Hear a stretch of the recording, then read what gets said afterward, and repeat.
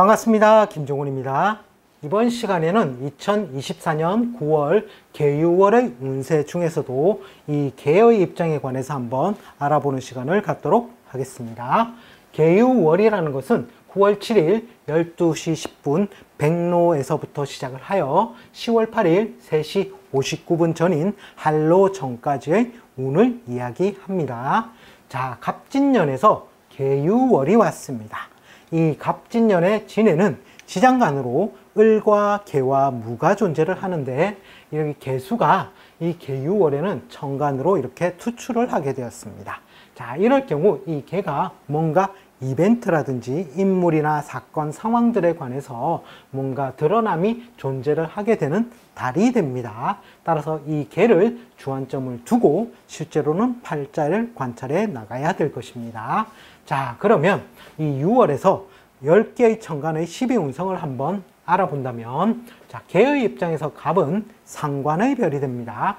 상관은 태지의 별로서 제살의 기운과 같습니다. 태지라는 것은 뱃속에 3주, 4주 정도 잉태된 상태, 그리고 제살이라는 것은 다른 말로 수옥살로도 불립니다. 즉 감옥에 갇혀 있는 상태처럼 답답하다는 것이죠. 보통 이런 태에는 다른 비인이라는 신살들도 붙게 됩니다.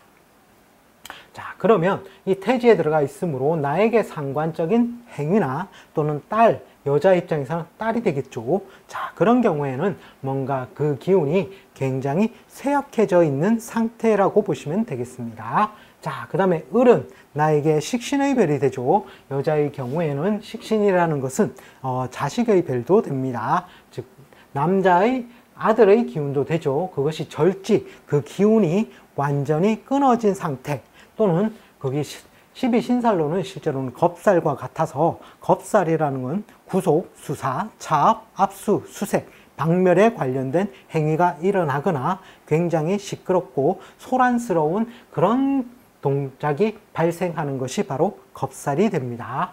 따라서 구속수사라는 것은 법무나 또는 그 인간관계의 갈등, 시비사, 이런 것들이 되겠죠. 그 다음에 이 병원에도 갈 수 있는 환경도 존재를 하고요. 자, 그러니 아들이든 딸이든 이 개의 입장에서는 조금 주의를 해야 되는 달이 바로 개유월이 될 것 같습니다. 자, 그리고 병은 나에게 정제의 별이 되죠.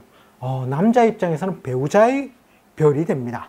자, 그것이 사지에 듭니다. 육해사라는 것은 저승사자와 같아서 뭔가 내가 획책하여 일을 구하면 거의 저승사자를 만난 것과 같아서 굉장히 조심을 해야 된다는 뜻이죠. 따라서 이 사지라는 것은 기운이 거의 죽음의 상태와 진배 없는 상태가 되므로 배우자에 관해서, 건강에 관해서 각별히 신경을 써야 할 달로 보입니다.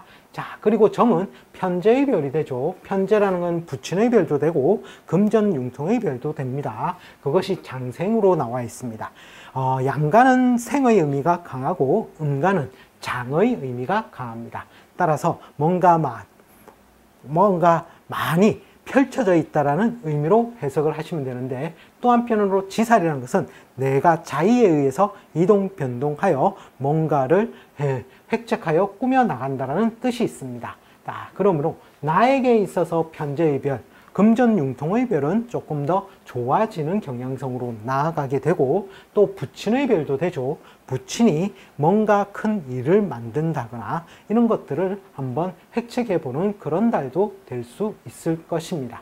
자, 단점이라는 것은 천간에 개가 와서 실제로는 정을 충하는 효과가 있습니다. 따라서 그것이 뭔가 이동 변동인데, 그것이 과연 길조로 드러나 있지는 이 개의 성분이 더 강하므로 실제로는 조금 낮게, 작게 낮추어서 이렇게 하는 것이 더 좋을 듯 싶어 보입니다. 자, 그리고 무라는 것은 나에게 정관의 별이 되죠. 여자 입장에서는 남편의 별도 됩니다. 자, 그것이 사지에 들어가 있으므로 죽음과 진배 없는 상태이므로 이 병과 같죠. 따라서 이 배우자의 건강관리에 각별히 유념을 해야 되고, 또 남편이 사회적 활동성이 조금 위축될 수 있다라고도 보시면 되겠습니다. 자, 그리고 기가 나에게 이 개의 입장에서는 평관의 별이 됩니다. 평관이 장생을 하니 이때는 명고이방 내지는 내가 피곤한 일의 가담 또는 스트레스성 질환 이런 것들을 각별히 신경을 써야 될 것 같습니다. 자, 그리고 이 6월에는 경과 신이 실제로는 가장 세력이 강합니다. 나에게 있어서 편인 정인의 별이 되겠죠. 어쨌든 학문이나 문서나 이런 쪽으로 내가 뭔가 행위를 해서 자격증을 딴다든지 이런 경우에는 이 6월이 실제로는 좀 더 좋아 보입니다. 하지만 이 계유월이 실제로 존재하는 것은 갑과 을을 절대지로 만들기 때문에 여자의 경우에서는 자식에 관해 신경 쓸 일이 발생을 할 수 있는 것도 바로 계유월이 되겠습니다. 자, 그리고 임은 나에게 정인의 별이 되죠. 정인이 목욕지에 들어가서 뭔가 내가 나에게 겁재의 별이 되죠. 임은 겁재의 별이 되는데, 자, 겁재가 목욕지에 들어갔다는 것은 나에게 이복 형제라든지 또는 나에게 반대의 경향성을 가지는 그러한 동료라든지 이런 것들이 목욕지에 들어가서 다 뭔가 소모 지출을 동반하고서 뭔가 시선을 이목 집중을 시킬 수 있는 그런 인자로서 작용을 한다라고 보시면 되겠습니다. 즉 나는 병지에 들어가 있습니다. 병지라는 것은 병에 든 상태와 같으므로 나보다는 실제로는 이미 더 기운이 더 강대하므로 내가 뭔가 재물적으로 다툼이 발생했을 때는 오히려 겁재가 더 승산이 있다라고 볼 수도 있습니다.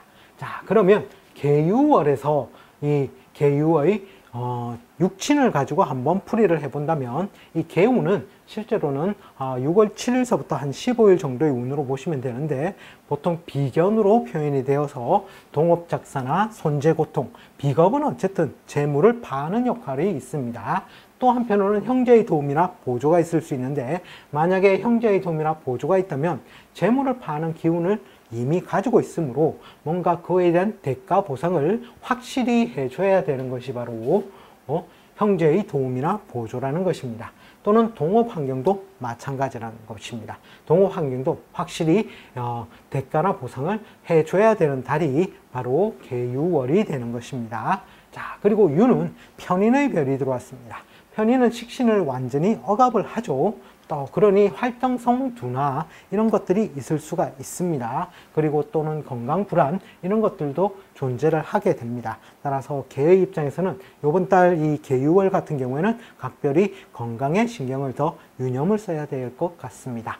그리고 편인의 별은 보통 일의 지연이나 수화인의 건강 불안, 즉 식신을 실제로는 극하는 효과 때문에 그렇죠. 그리고 또는 문서 취득이나 사업 축소나 위축, 편인은 실제로 그렇게 좋은 문서는 취득하지 못합니다. 따라서 이것은 자격증이나 라이센스를 추구하는 쪽으로 오히려 쓰신다면 이 유를 좀 더 편안하게 쓰실 수 있을 것 같습니다. 자, 이번 시간에는 2024년 9월 운세 중에서도 계에 관해서 한번 알아보았습니다. 시청해 주셔서 감사합니다. 다음 시간에 다시 또 찾아뵙겠습니다.